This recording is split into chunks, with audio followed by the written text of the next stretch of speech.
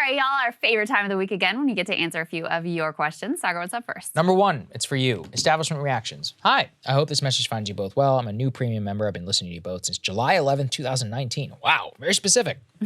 First video I watched was a debate between KB, Matt Bennett. It was about think tank. I think KB did a great job. Third way, dude. Yes, third way. I thought KB did a great job of reminding Matt of the failures of NAFTA and other mainstream ideas. How often do you find yourselves in these public and or private debates with folks like Bennett? And what topics do you find yourself discussing? You probably engage with these more than I do at this point. I've kind of shut myself off from a lot of them anymore. Because, this is a complicated question because on the one extent, they are afraid. They don't necessarily want to come on the show. Mm-hmm. Those who are willing to come on are usually pugnacious and annoying, and I don't not necessarily honest. Right, and not honest, which then would mean, I really don't like being very, very adversarial in an interview. I just don't find it's not a comfortable place for me. I'd much rather like talk it out. Probably that's why our show works. But in general, these people are either like very like pugilistic whenever they discuss these things. To the extent that I have talked to them privately, I mean, they just don't really get it. They don't understand what I'm talking about at all. I mean, I think a lot of them, they have very convenient explanations. People are racist. Trump is a monster. You know, I mean, they don't get into these proper conversations. It's very hard. I also am uncomfortable. Well, first of all, I mean, we have a lot of disagreement just between the two of us, so we get our like adversarial part in just the two of us in our conversations. But I just feel like there's often very little gained from these sort of like, you know, these debate moments other than, you know, somebody comes out feeling like, oh, I owned that other person, but ultimately, what does that, I don't think I convinced Matt Bennett, even though I appreciate that you feel I did a good job. I guess the benefit would be if you have some people who are watching who are kind of on the fence and they can see that clash of ideology in real time, maybe that's where it can be beneficial. But it is hard to set up the conditions where that person's gonna feel like it was okay and it was fair. You're gonna feel like they were actually receptive and in some sort of engagement rather than just like falling back on talking points. So it is kind of complicated to find the right dynamic where you really have that like decent exchange that's worth everybody's time and isn't just about like, I'm gonna own this person or whatever. See, I think you phrase it well, and I think everybody can relate to this. You ever been somewhere and somebody opens their mouth about politics and you're like, God, that is so annoying. And then you just don't engage because you're like, why is this worth it right now? That's what a lot of it is like, and especially living here. I meet people here all the time who say cringe things and are often outright wrong. But I'm not gonna be the guy to be like, actually, because why be that person? So I actually think there's more of a lesson in just being like, yeah, we'll see how it works. What we've tried to do sometimes, these can be hard to set up just because of timing reasons and logistics, is have like two people who are experts in a field who have a different view and sort of like moderate an exchange or a debate. I enjoy those. I feel like those are worthwhile. I feel like I learn from those. I feel like I hope the audience gets something out of those. So maybe the thing to do is to look for more opportunities for that. That's a good idea. Especially as we add to our staffing here and have more bandwidth. Correct. Next question, Daniel Olszewski. If Joe Biden runs for president again, do you think he will maintain his current cabinet? While Biden's approval ratings have gone up and appears to be a good indicator that he will run again, other members of his cabinet have not seen the same increase, with airline scandal after scandal with Pete Buttigieg, Kamala Harris's numbers low. Do you think he'll keep Pete in power? Do you think he will find a new running mate? Or will Biden appease the current Democratic Party and maintain the status quo? That one. Yeah. What do you think? Well, you know, Pete, I think whether Pete stays in the cabinet or not, I think is going to be more about Pete than it is about Biden. Even though there is a lot of dissatisfaction and a lot of heat and anger around this mismanagement with the airlines, the Democratic establishment still freaking loves Pete Buttigieg and still thinks he's like the future of the party. And if they could somehow displace Kamala and put Pete in, I know they would do it in a heartbeat, but I don't think that they can ultimately overcome the like, you know, identity-based objections to sort of pushing her to the side. So Pete, though, remember he moved to Michigan and I think is probably looking at like maybe a statewide race in Michigan. So I think that would probably be more determinative with him. And then with Kamala, yeah, I don't think they can kick her out of the VP slot, even though they'd probably kind of like to. Yeah, I completely agree. I have no disagreement with that. Do I think he will appease them?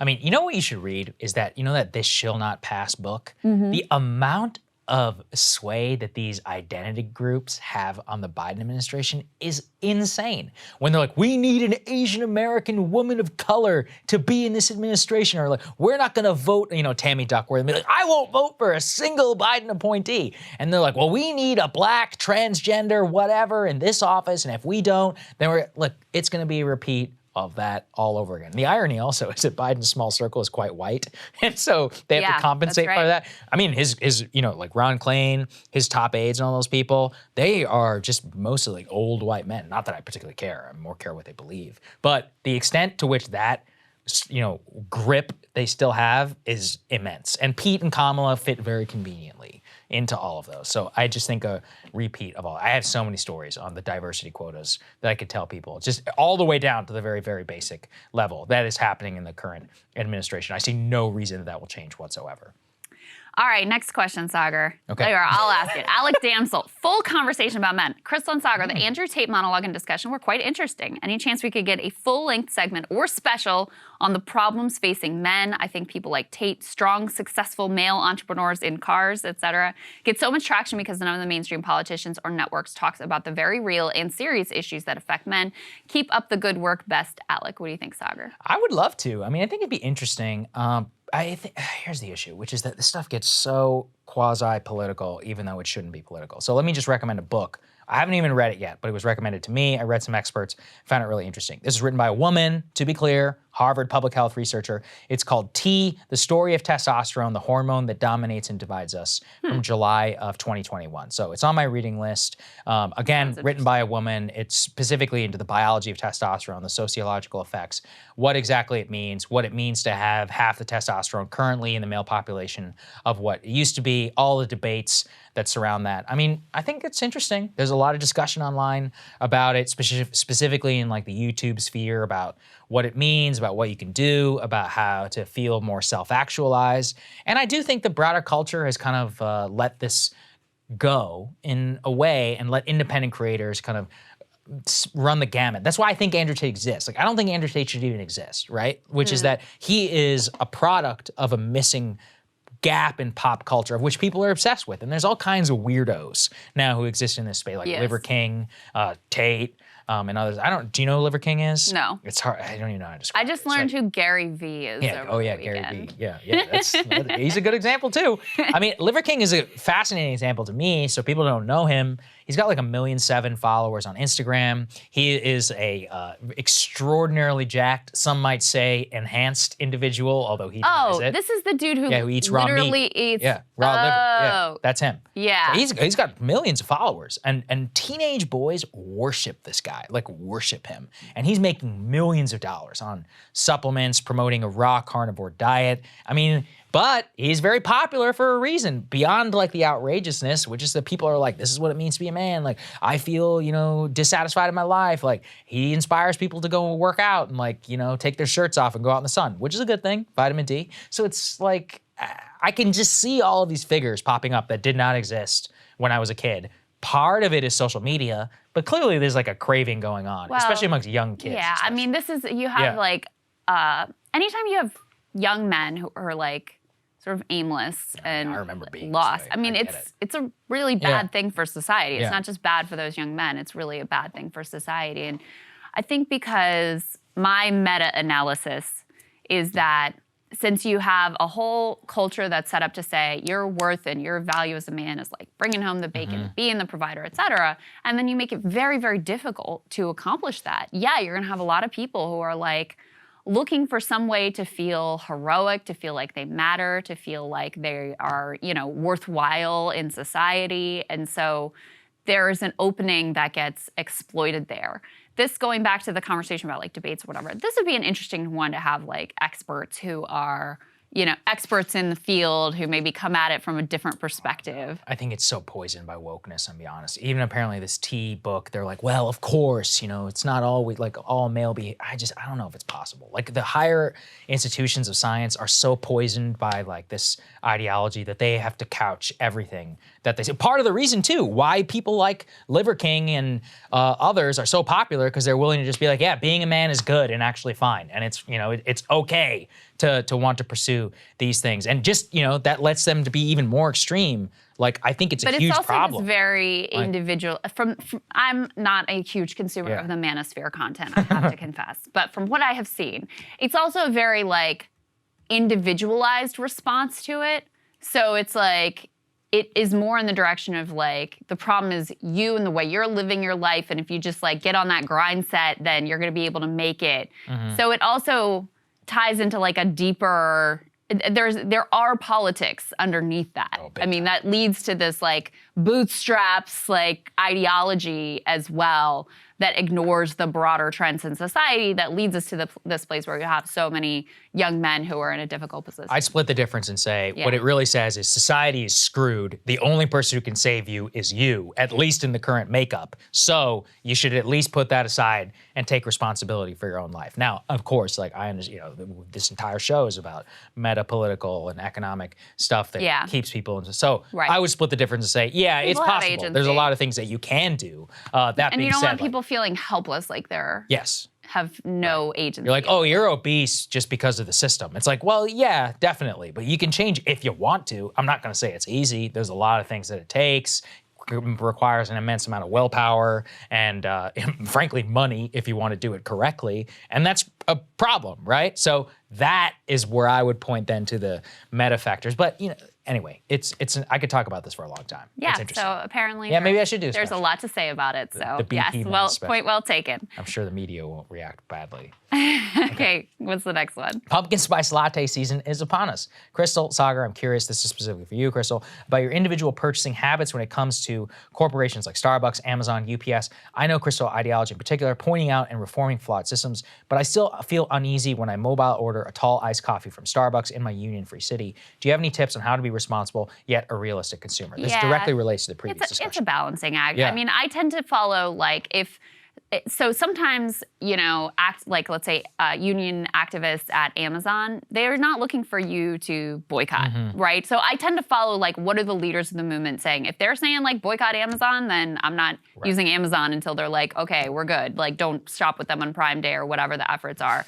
So that tends to be, rather than me, like, individually in my life trying to avoid these companies, I try to follow more what the activists are wanting people ultimately to do. Because, I mean, we live in a society, very few workplaces are union. So it's extremely difficult to try to avoid, soulless union busting corporations. I'll do little mini protests. I make sure to wear my Starbucks Workers United t-shirt when I go shop when I go get coffee from non-union Starbucks, things like that. And if I have an opportunity to support small businesses, who I'm always anxious on Etsy and other places to try to do that. But that's kind of the approach that I take to it.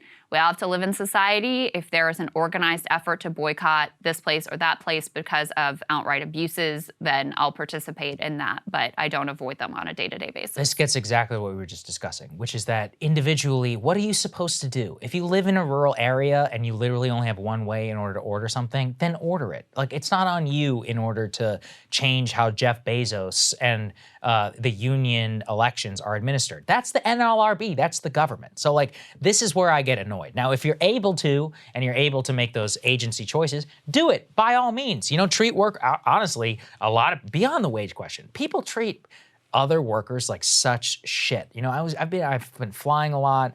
The amount of abuse that these airline folks get from, it's not their fault, okay? It's the American Airlines CEO fault that your flight was canceled. Or, you're at a restaurant and somebody, everybody's understaffed, and so it takes too long to get the check, or they're like, excuse me, like, I ordered no onions. I'm just like, listen, all right, like, just keep them to the side. Like, you're really gonna cause a whole stink about this. So that the individual agency within this, of course, matters, but at a meta level, like, it's up to the government and it's up to the workers to support them, for them to be able to get fair wages. And a good line of defense is, listen to them. If they want you to boycott, okay, you can consider it. What if Starbucks is the only coffee place in town? There's a lot of rural places where that actually is or like Dairy Queen or whatever. And what are you gonna do, not go? No, I mean, it's not, at the end of the day, it's a much bigger problem than you. You can have a part, but that's why if there's a collective organized effort, that's one thing. Just you on a day-to-day basis making your decisions, it's not exactly. Don't feel bad about it. Correct. Live your life. All right, last question. Last question from Ricardo Arrea. Psilocybin decriminalization. What do you think will happen with psilocybin and other psychedelics in the future of mental health care? Saagar, what do you think? I think it will get quashed, despite the fact that the research is overwhelmingly positive. Well, because it's not as profitable. Because other drugs, you have to continue taking them forever. Yeah. Whereas psilocybin is not like that. I mean, not that you only take it once and that's good, you're good to go. It's part of a, the trials have been successful when it's part of a larger sort of care regime where you have, you're doing therapy, you're doing counseling, and the psilocybin is involved, but it's also not where you're like taking a pill every day. So it doesn't have the potential profit margins on it that other treatments Here's why I know it'll get quashed, because this is happening right now with obesity. So there's a drug called semaglutide. Semaglutide is one of the most extraordinary drugs in the history of weight loss management. Like, the clinical trials on it are stunning. Really? Yeah, oh yeah. The average participant, what does it do? Semaglutide, it's called the GLP-1 sensor. Effectively, again, I am not a doctor.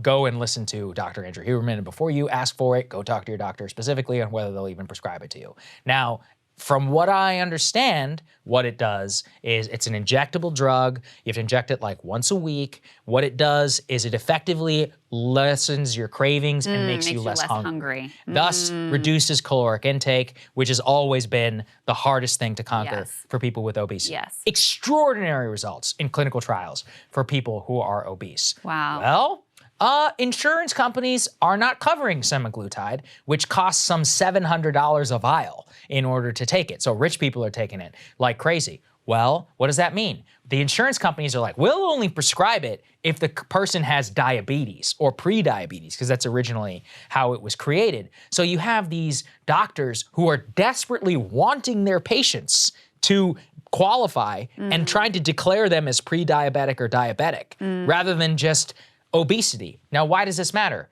Obesity is the precursor to heart disease, diabetes, all kinds of chronic conditions of which you have to take dialysis, insulin. 40-some% of cost is just diabetes and congestive heart failure, which is linked to obesity. So if you cure obesity, that's a big problem for the US medical system. And look, I mean, I know this sounds conspiratorial, but I believe it. I believe that they don't want to cover this drug because if people are less fat, then they will be way less likely to get sick from all kinds of other. I mean, even a cold. If you're fat and you get a cold, it's a totally different experience than if you were cardiovascularly healthy, which it's probably easier to even try whenever you're not obese. There's all kinds of downstream effects: depression, drug use. I mean, basically everything is worse once you qualify as obese, especially when you become morbidly obese. And again, with this drug, it helps the morbidly obese the most. They're the ones who have the biggest problems controlling their appetites.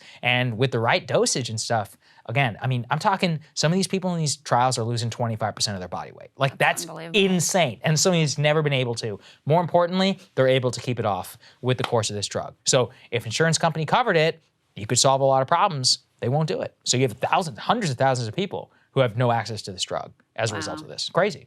Wow. That totally is crazy. That says a lot about the system. But that tells you why I don't think it'll work. Our whole, all the profit margins in our system are around chronic. I mean, from what I read around the psilocybin, all you need is a quote unquote heroic dose and you have like lifetime depression rates reduced by like 25%. So you have one thing that you take one time that comes out of the ground, and then you have another that takes pharmaceutical companies and you have to take it every single day. You tell me which one they'd rather going to prefer. Do. Yeah. Very true. All right, guys. We love you very much. Have a wonderful weekend. We'll see you back here tomorrow.